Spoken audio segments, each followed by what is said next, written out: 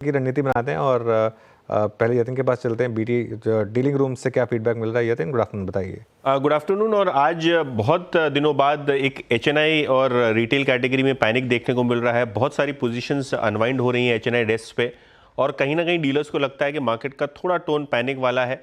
Global markets में इतना panic नहीं जितना भारतीय बाजारों में है, और दो स्टॉक्स शायद इसीलिए डीलर्स जो है एसटीबीटी की सलाह दे रहे हैं। सबसे पहले एंजल वन, जहाँ इनको लगता है कि काउंटर में आपको एक खासा डाउनसाइड देखने को मिल सकता है। इनफैक्ट 2725 तक के टारगेट्स जैन फ्यूचर्स के लिए डीलर्स इस काउंटर पर रख रहे हैं। ओपन इंटरेस्ट लगभग 10% घटा है।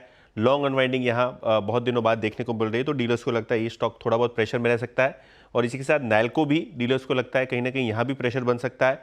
ग्लोबली एल्यूमिना के प्राइसेस पे भी प्रेशर है, कंपनी के मार्जिन्स पे भी असर पड़ सकती है, और डीलर्स को लगता है 195-198 तक के टारगेट्स यहाँ नीचे की साइड आने चाहिए।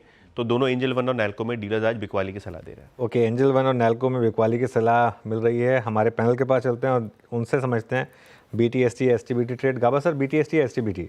एसटीबीटी क्लियर कट अब भी क्योंकि वीकनेस है। स्टॉक का नाम है अडानी एंटरप्राइज, ट्रेड कर रहा है करीब 2465, स्टॉप होगा 2535 रुपए, down side 2400 possible. Adani enterprise. Adani enterprises आपका शॉर्ट कॉल है। शिल्पा जी बताइए, क्या कैरी करेंगे आप ट्यूसडे मॉर्निंग के लिए? मेरा यहाँ पे सेल रहेगा ग्रासिम में। ग्रासिम ने भी एक ब्रेकडाउन दिया हुआ है। मुझे लगता है 2400 के लेवल्स बहुत ही जल्द आपको यहाँ पे ट्रिगर होते हुए मिलेंगे। तो 2480 के स्टॉप लॉस से आप ग्रासिम में सेल कीजिए फॉर टारगेट्स ऑफ 2400। साइड के trade Manas ji, what's your pick for tomorrow? Tata power में बिकवाली करने की राय रहेगी। यहाँ पर भी अगर आप देखेंगे तो फ्रेश ब्रेकडाउन चार्ट्स पे देखने को मिला है, तो टाटा पावर के फ्यूचर में बिकवाली करेंगे। प्राइस चल रहे हैं 379 के आसपास। करंट लेवल्स पे आप टाटा पावर के फ्यूचर में बिकवाली कर सकते हैं। स्टॉप लॉसेस 385 के रहेंगे। करंट लेवल्स पे बिकवाली करके 365 के टारगेट सेट करेंगे। ओके, अमित जी, आपका ट्रेड कल के लिए?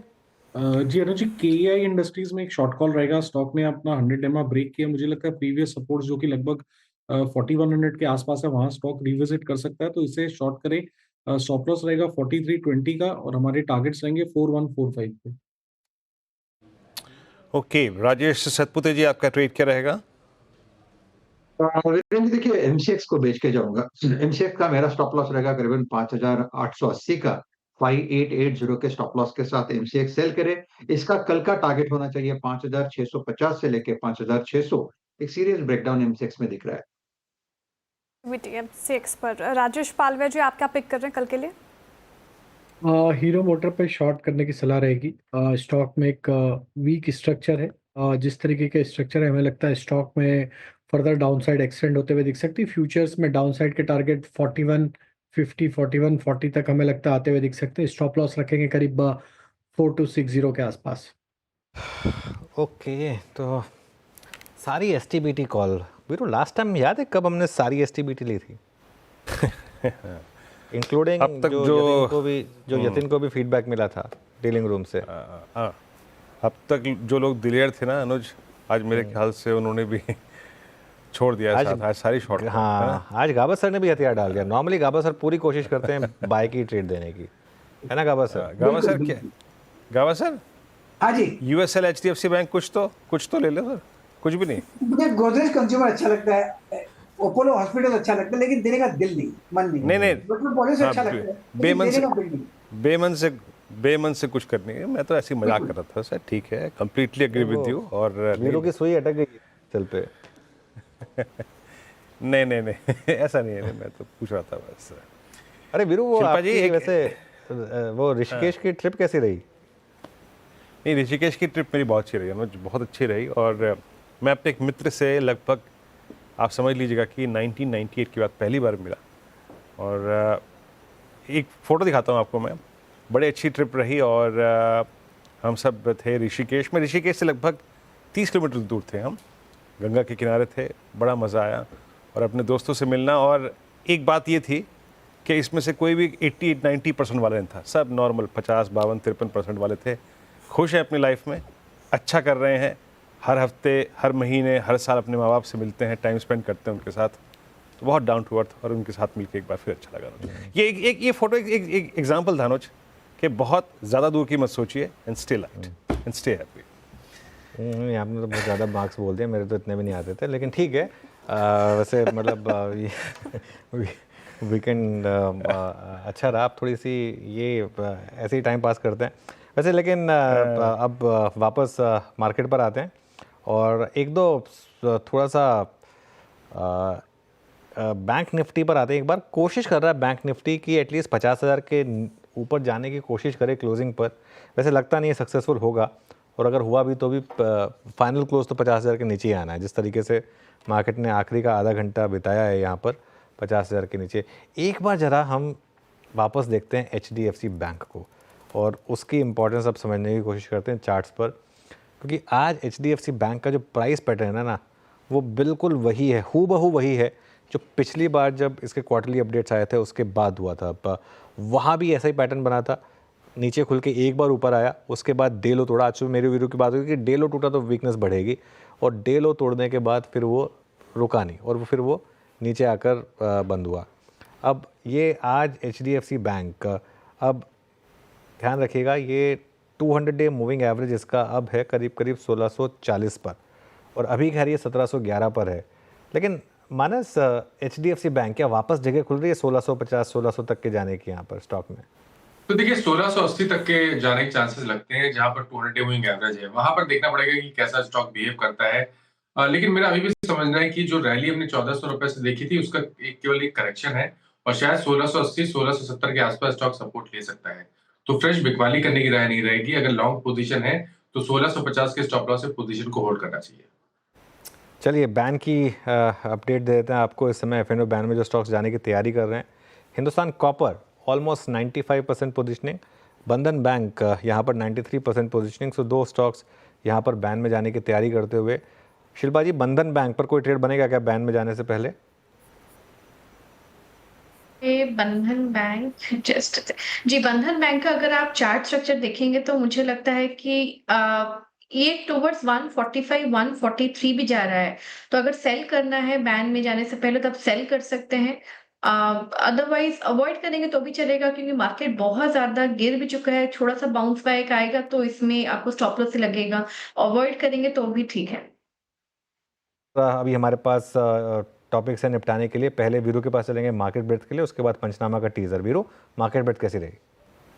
बिल्कुल अनुज, मार्केट ब्रेथ ये इंडेक्स बता रहा है कि कैसी खराब रही होगी अनुज। आज ह्यूज शॉर्टिंग, और 128 बीते शुक्रवार को शॉर्ट थे, और आप देखिए शॉर्ट्स कितने कैपिटलाइज हुए कि नाउ इट्स 172, 172 शॉर्ट, मतलब ओवर एक्सीड कर चुका है इसको। और अगर आप प्रेशर पॉइंट्स को देखें तो आई मीन 38, ये करीब करीब 210 ऐसे स्टॉक्स रहे जो कि पेन में रहे।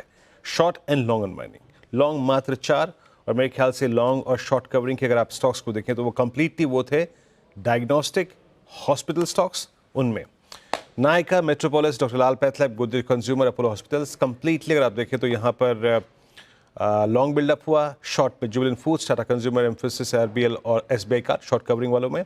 जुबिलेंट फूड्स ने ऑलमोस्ट 2022 की ट्रैजेक्टरी को छू लिया। बाकी union bank, SJVN, HFCL, Adani green solution, CSC में आज शॉर्ट बिल्डअप था। और नेक्स्ट स्लाइड में long unwinding ITC, NCC, HPCL, AB fashion और मन्नापुरम फाइनेंस, जहाँ पर आज लॉन्ग अनवाइंडिंग हुई। अनुज, बिल्कुल। चलिए अब थोड़ा पंचनामा का भी टीजर करते हैं। श्रेया, आज तो काफ़ी सवाल आए होंगे। बिल्कुल, आपने सही गेस किया है सर, काफ़ी ज़्यादा सवाल आ रहे हैं। मैं एकदम से सवाल पढ़ लेती हूँ। पीयूष दुआ जी पूछ रहे हैं, good afternoon team, please your view on Godrej consumer. गावत सर ने मेंशन किया ना ये भी थोड़ी देर पहले, बॉट एट 1125, होल्ड और एग्जिट। देखिए, डिपेंड करता है अगर आप ट्रेडर हैं या इन्वेस्टर हैं। वैसे आज इसने एक गिरते बाजार में ठीक ठाक मूव दिखाया, तो ये तो पहला साइन है कि आपको रखना है। जो स्टॉक गिरते बाजार में ना गिरे वो होल्ड करने का सबसे बड़ा एक कारण होता है। बाकी इसके जब क्वार्टरली अपडेट्स आएंगे उसके बाद एक व्यू लेंगे। इसने एक्चुअली पहले ही मूड माहौल सेट कर दिया था। इसने पहले ही बोल दिया था कि मुझसे कुछ एक्सपेक्ट मत करना, तो स्टॉक पहले ही गिर चुका है काफ़ी। मेरे ख्याल से इस लेवल पर आप देख ले, आज का लो क्रिटिकल है, आज का लो होल्ड करना चाहिए। श्रेया, ठीक है, आज का लो क्रिटिकल है, होल्ड करने की सलाह। एक इंटरेस्टिंग यूज़र नेम है हमारे, बेचैन मार्केट उनका नाम है। वो कह रहे हैं, good afternoon sir and ma'am, क्या HMPV वायरस का डिविस लैब के शेयर पर पॉजिटिव इफेक्ट होगा कि नहीं? देखिए ये सब ना, मतलब फ्रैंकली अगर वायरस का इम्पैक्ट थोड़ा बढ़ा तो obviously pharma, health care, diagnostic, ये सब सेक्टर्स अच्छा करेंगे। लेकिन मेरा ये मानना है कि आप हर चीज़ की शुरुआत इस तरीके से नहीं कर सकते हैं कि अगर ये वायरस और बड़ा हुआ तो इसका क्या इम्पैक्ट आ सकता है। वो वेट करिए और उसके बाद वेट एंड वॉच की अप्रोच रखिए। चलिए खैर, कुछ और सवालों के जवाब लेकर हम 335 पर कुछ ही देर में मार्केट का पंचनामा लेकर जुड़ेंगे सोशल मीडिया प्लेटफॉर्म्स पर। लेकिन मार्केट क्लोजिंग की तरफ बढ़ते हैं। वॉल पर बहुत ही ख़राब क्लोज, 23,630 पर निफ्टी 1.5% नीचे, बैंक निफ्टी 2% नीचे 1000 पॉइंट यानी कि 49,958 पर। निफ्टी आईटी फ्लैट था, हालांकि सुबह इसमें अच्छे गेंस थे। मिड कैप देखिए, यहाँ पर ब्रूटल फॉल थी आज, 0.25% इंडेक्स नीचे था। स्मॉल कैप इंडेक्स 3.25% नीचे था। एडवांस डिक्लाइन देखिए आप, 1 के सामने 10 यानी कि 1 बढ़ने वाला शेयर उसके सामने 10 गिरने वाले शेयर, इस तरीके की आज मार्केट ब्रेड थी, तो काफ़ी ख़राब मार्केट ब्रेड था। अब जरा सेक्टोरल हीट मैप देखते हैं और उसके बाद निफ्टी के हीट मैप पर आएंगे। कोई भी सेक्टर ग्रीन में नहीं था। सबसे ज़्यादा गिरा निफ्टी, पीएसयू बैंक 4% नीचे, एक्चुअली अकेला नहीं था, पीएसयू इंडेक्स भी 3.5% नीचे था, रियल्टीज़ भी करीब 3.25% नीचे था, ऑयल एंड गैस 3% नीचे था। यहाँ पर ऑयल मार्केटिंग कंपनी से काफ़ी बड़ा हाथ था। ऑटोज़ और कैपिटल गुड्स 2.5% नीचे थे, एफएमसीजी 0.2%, फाइनेंशियल्स 0.2% और metals 3%।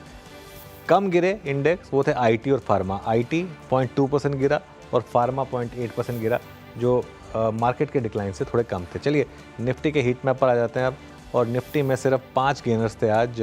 Apollo hospitals, Tata consumer, ये छोटी लिस्ट है तो पहले पढ़ देता हूँ, टाइटन, एचसीएल टेक और कुछ हद तक डॉक्टर रेड्डीज़ को भी अगर आप चाहें तो एज गेनर्स।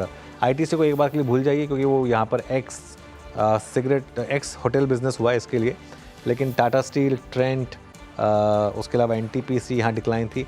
लेकिन असली प्रेशर डाला मार्केट के ऊपर Kotak, HDFC bank, Reliance, SBI, ये कुछ बड़े नाम थे जिन्होंने काफ़ी प्रेशर डाला। फिर